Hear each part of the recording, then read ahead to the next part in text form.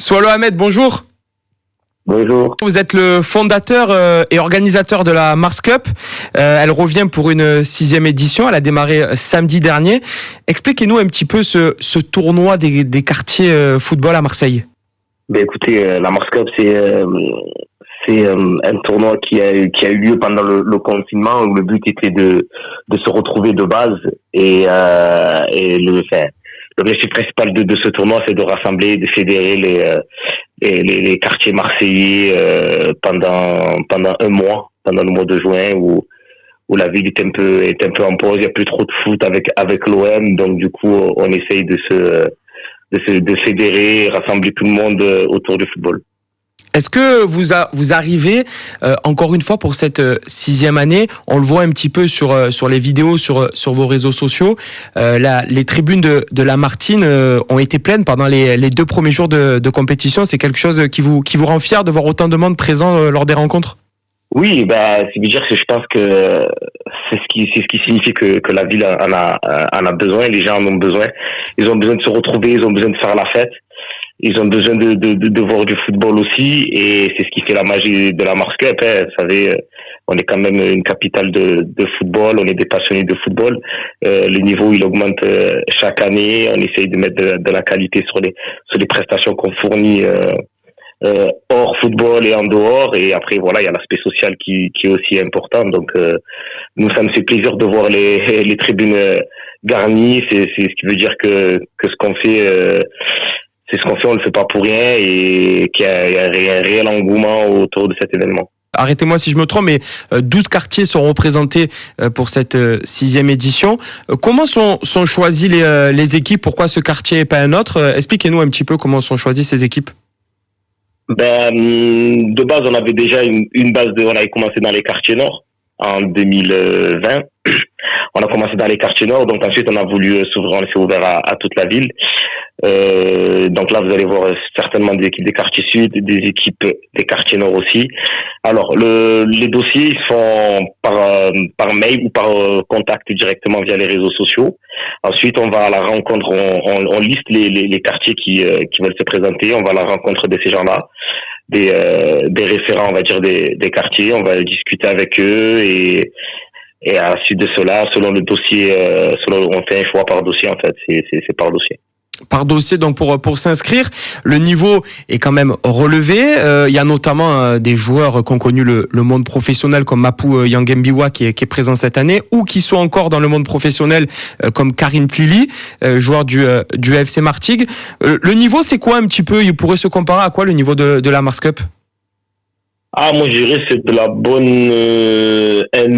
la très bonne N3 et N2. National 2, je pense, ouais, c'est un peu le niveau de la Mars Cup, National 3, National 2. On a des joueurs, comme tu dis, avec Karim Tlili, Mapou Yangembiwa, qu'on ne présente plus dans la région. Et voilà, et après il y a aussi des joueurs qui arrivent à émerger. L'année dernière, je pense aussi à Jessim Yassine, Ilan Kebal qui a participé aussi à la Mars Cup, Hugo Magnici qui a joué la Ligue des Champions cette année. C'est une fierté pour vous, fondateur et organisateur? Pardon? C'est une fierté pour vous, fondateur et organisateur, de se dire que de tels joueurs sont présents à la Mars Cup, et comme vous le disiez, des joueurs comme Jessim Yassine ou même Hugo Magnetti ont explosé un petit peu avec la Mars Cup l'année dernière. Oui, effectivement. Je parle aussi de Zino Benatab aussi, parce que lui, c'est vraiment, il a fait pratiquement toutes les compétitions de la Mars Cup. Bon, cette année, il la fera pas car il doit se préparer pour son aventure avec le FC Nantes. Mais oui, c'est gratifiant. Honnêtement, c'est gratifiant. C'est que, je trouve ces joueurs-là, ils ont besoin aussi de retrouver les vraies valeurs essentielles du football, hors business, hors économie football et l'essor du football, quoi. La base, pourquoi ils jouent au football, c'est pour jouer avec les copains dans le quartier, et les copains du quartier, c'est vraiment la base du football, et peut-être c'est retrouver le football de leur enfance. Je pense que c'est pour ça qu'ils sont là, et voilà. Et l'organisation est quand même assez aussi importante avec pas mal de monde qui viennent vous aider pour encadrer cela. On peut parler aussi de nouveautés cette saison avec la VAR qui est présent dans une compétition comme celle-ci.